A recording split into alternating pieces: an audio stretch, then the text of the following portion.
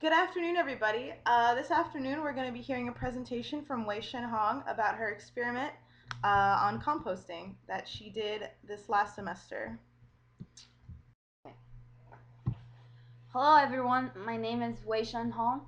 The outline of my today's presentation includes introduction, general concepts of composting, objectives of my experiment setup, methods, results, conclusion, and some of my future work. A little bit background about composting. So what is composting? Composting is a controlled biological process in which biodegradable solid waste is decomposed through the performance of living organisms such as bacteria, fungi, and worms. So some of the benefits about composting, first it reduces waste streams, original volume, weight, and moisture content, and it minimizes the burden of landfill disposal. It produces valuable end product, which is the compost. It's a kind of soil amendment. It can save you money by using less fertilizer and water because compost increases soil fertility, contains rich nutrient, and the ability to obtain water. Any biodegradable solid waste can be composted, but this is a compost feedstock list that typically applies to household level composting. Kitchen scraps, yard waste, hair, tea bags but no staples, coffee grounds, vacuum cleaner contents, black and white newspaper, eggshells, dryer lint, fingernail clippings, paper cardboard, birdcage stuff, and sawdust, but untreated sawdust. These are some of the items that we don't recommend you to compost in the household level. Meat, human or your pet waste, color glossy newsprint, dairy products, used kitty litter, portrait grease, fish, bones, and mayonnaise. This is because some of these items, they typically tend to attract um, critters. They may also attract some small animals that you don't want in your compost pile. The image of this slide shows the process of composting.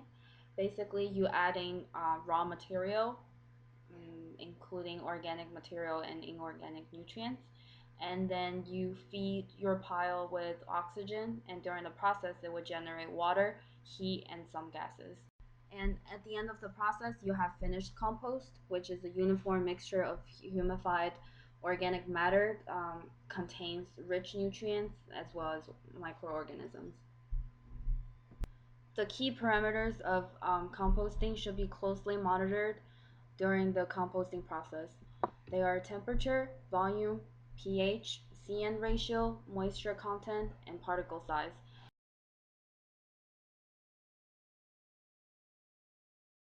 A little bit about my experiment setup. Avoid setting up composting pile under trees because tree roots will absorb all the nutrients in the feedstock during the composting process, which leads to low quality compost. Also, you want to avoid setting it up near any wooden structures because the liquid leach out during the process is acidic and over the time they may cause some damages to the wood. Pile size is chosen to be 3 diameter and 3 feet height. This is the minimal size recommended in order to compost efficiently because the volume helps retain desired temperature and moisture content in the pile. And my official data collection started on February 19th once the pile is filled. This slide listed the exact material and its amount that goes into the pile. As you can see, there are two kinds of feedstock, nitrogen sources and carbon sources. They're also called grains and browns. The balance of the CN source has direct impact on the quality of the finished compost. Typically, you want the CN ratio to be around 32 to 1. Every material has different CN ratio, which while some is high in nitrogen, others are high in carbon. In my experiment, the greens I used are food waste collected from Walmart, grass clippings, and coffee grounds. The brown source I used are dry leaves, straw, mulch, and hay. Before using them as my compost feedstock, some materials need to be processed, such as kitchen scraps and straw. They're all cut to 2 to 3 inches before going to the pile because smaller and uniform size can speed up the compost process and also allow a more homogeneous result. Building the pile follows this sandwich method, alternating between a layer of carbon source followed by a layer of nitrogen source, and so on and so forth. The tip of building the pile is to lay the brown source at the very bottom because browns are usually drier materials, so they make a good bedding.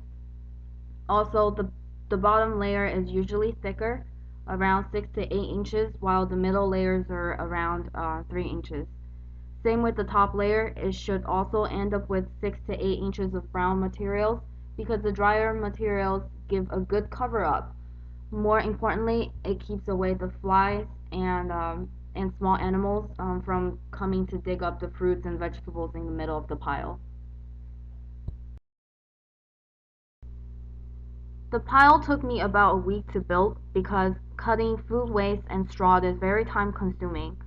3 regular cardboard boxes full of cut up fruits and vegetables only makes up to 3 inches of the pile, and degradation starts soon as the source is in the pile. So I may build 9 inches a day, but coming back the next day, my pile is down to 5 inches. So to fill up the pile is like racing with time. I had to build faster than it degrades, and that's why it took me about a week. Here are some of the pictures of the process. The height of my finished pile is about 33 inches. A tarp is used to cover the experiment to provide some shade and also prevent from rain penetration. I'm going to talk about the methods I use to measure the important parameters. First, temperature. Each time I will measure 4 readings with a compost thermometer, 2 readings from the top of the pile and 2 readings from the side of the pile.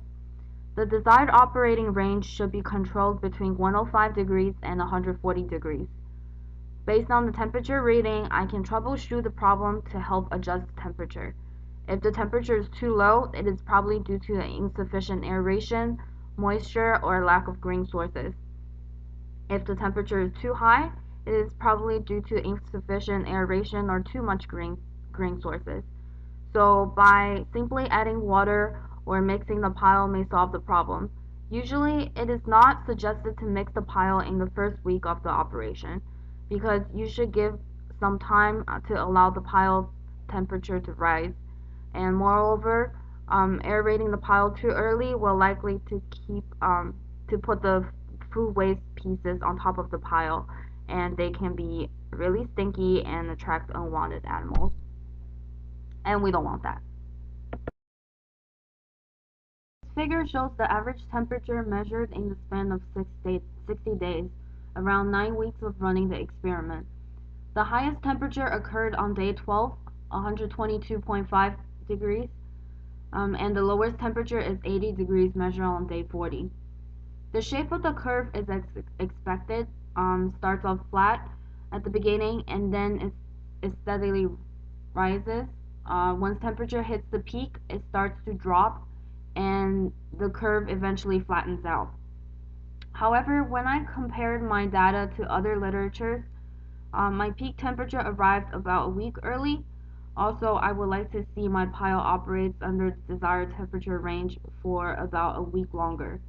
During the experiment, I have attempted to troubleshoot and adjust the issue, but it still made such difference. The reason is probably due to the lack of nitrogen sources, because I did everything else, but once the experiment starts running, I did not add any new feedstock. Another thing I wanted to point out is that from day 18 to day 45, you may notice the temperature kind of goes up and down. This may be explained by 2 reasons, either sufficient aeration or the impact of weather. After aeration, the temperature will likely to go up, and the cold weather is what results the lowest temperature to be 80 degrees. Is another important operating parameter. It can be calculated by measuring the height of the waste pile. Final volume reduction should be greater than 50%. Typically, the volume should drop little by little each day, but sometimes nothing happens to it. The reason may be too much moisture results in insufficient oxygen flow, or the pile is too dry that causes no action, or it could be due to the lack of grains. The figure shows the average height of the waste pile throughout the experiment. The curve shows desired results. Rapid drop is seen in the first 2 weeks, and then it slows down from week 3 to 5, and eventually it starts to flatten out. On day 60, the high reduction has reached 65.7%. This is a satisfying result. It also shows the ability of waste volume reduction when composting is done efficiently. Is another important parameter. It is used to follow the process of decomposition. Compost microbes operate best under the neutral to acidic conditions, with pH in the range of 6.5 to 8. The method of preparing the sample is to first take feedstock samples from various spots of the pile, and then mix these samples and measure 10 grams of it, and then mixing zero point 0.1 liters of DI water and let it sit for 3 minutes. Once the sample is prepared, a digital pH meter or a pH testing paper may be used for the pH reading. In the figure, the pH result doesn't appear to have any patterns. The desired pattern should follow by a rapid drop in the first week, and then slowly rises to week 4, and then from there on the curve should flatten out. However, there are several reasons why my results don't follow such pattern. The pH measuring method in the previous slide is taken from the standard method. However, when it comes to data collection, I discovered in the first 2 weeks of operation, my feedstock still carries its original appearance. For example, banana peels, straw, leaves, orange peels are still very much identifiable, and 10 grams is a very small sample size, so the result will not be representable.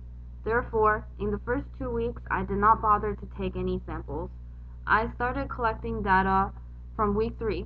By then, the greens starts to degrade much faster than the browns, and then can no longer be easily identified, while the straw and leaves still maintain their original shapes. The non-homogeneous degradation and the small sample size are what ultimately result the data to be unsatisfying and not representable. Maybe a much larger sample size in the future can better capture what's going on in the pile as a whole. There are two ways of monitoring moisture content: non-technical method and technical method. For non-technical method, I performed a squeeze test. Basically, I take a handful of feedstock sample and simply squeeze. If I see water drips down my hand, that means the pile is too wet, but if I open my hand and the sample falls apart, that means the pile is too dry. The ideal condition is when the sample can be easily molded without generating excessive water or breaking apart. Squeeze tests can be simply performed in the field when you want to make quick adjustments to the pile by either adding water or aerating it. Compared to the squeeze test, the technical method gives more precise data.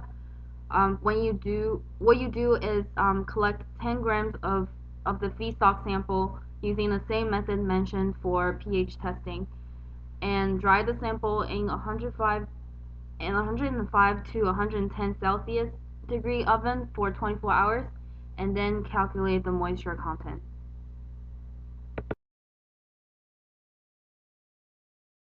Typically, the figure for moisture content should increase at first, peak around day 14, and then slowly drops till it flattens out.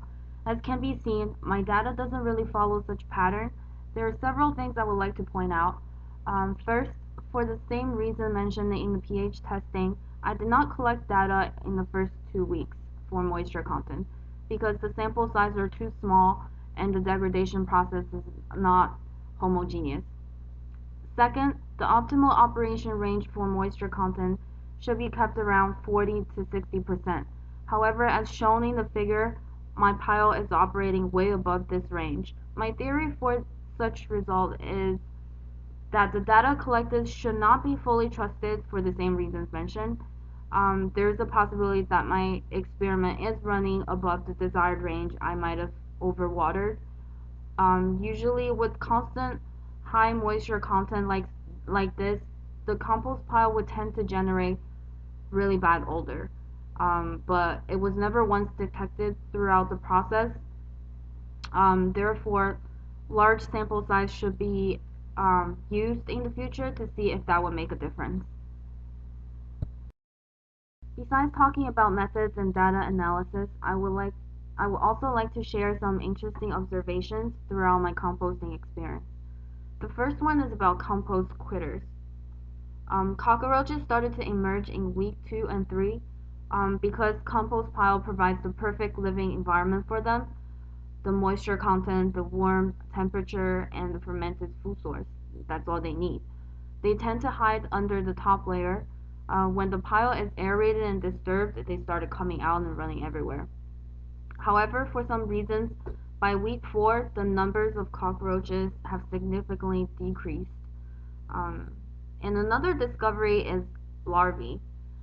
This is discovered in week 3. They're hidden in the bottom of the pile.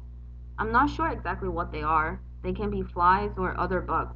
But whenever you see white larvae, you also see tons of ants that move them around because they're consumed by ants. Other than that, there are also centipedes, spiders, frogs, and lizards that hang out in the pile. It creates an interesting food chain. It is normal to discover these critters in the pile. It is also one of the disadvantages of household composting. One way to control it is to really bring up the temperature during the process to make the living environment undesirable for them. Disadvantages of composting. That it's gross. Yeah. And larvae. Observation is about oak leaves. During research, I learned that dry leaves are good carbon sources. So I collected a bunch of dry leaves around campus and threw it in the pile. But after weeks into the process, I noticed that the dry leaves I collected are oak leaves and they do not decompose easily. Because of the glossy texture that the leaves have, this is definitely something that took me by surprise. It is also a valuable thing that I learned from the experiment.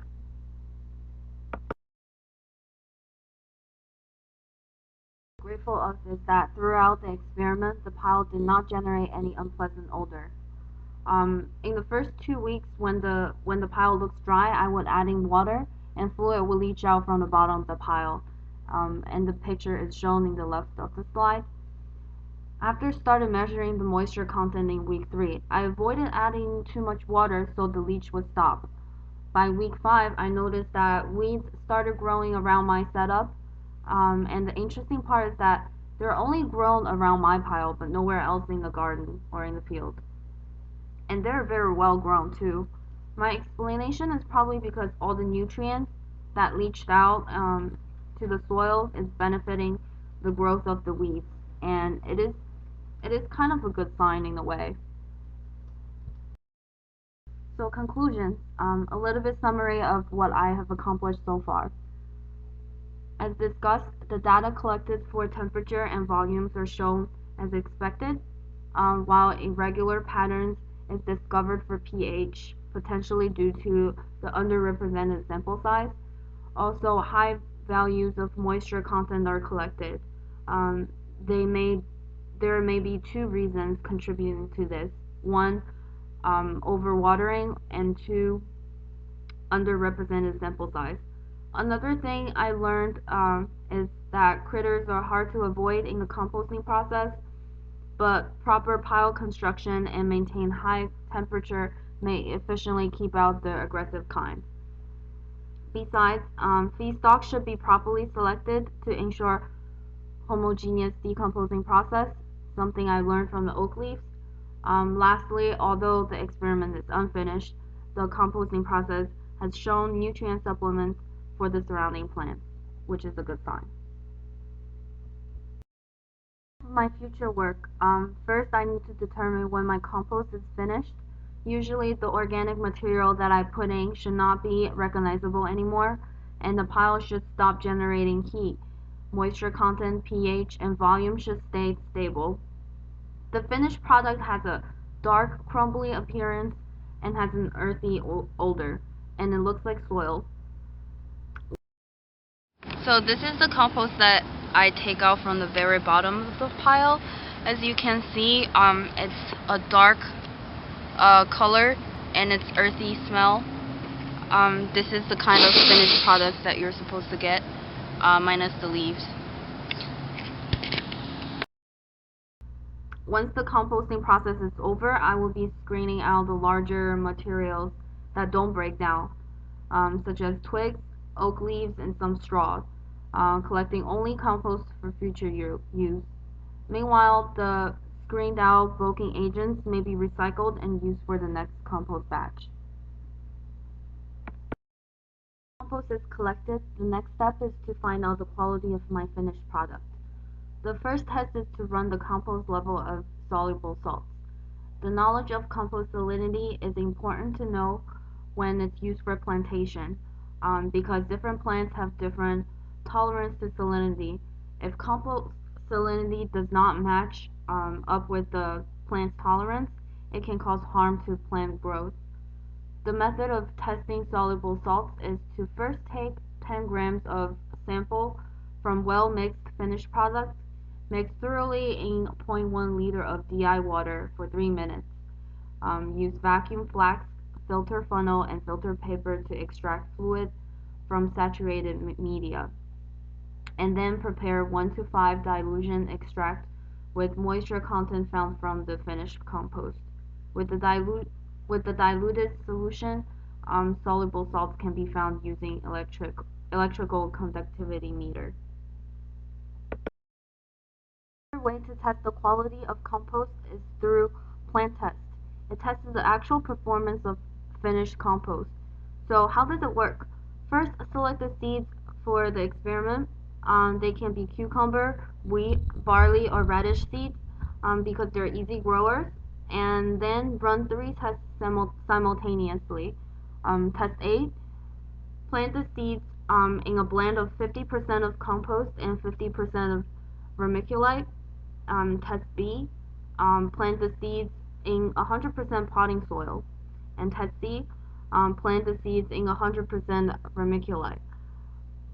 Then place the 3 tests in a stable temperature environment, water them with only DI water.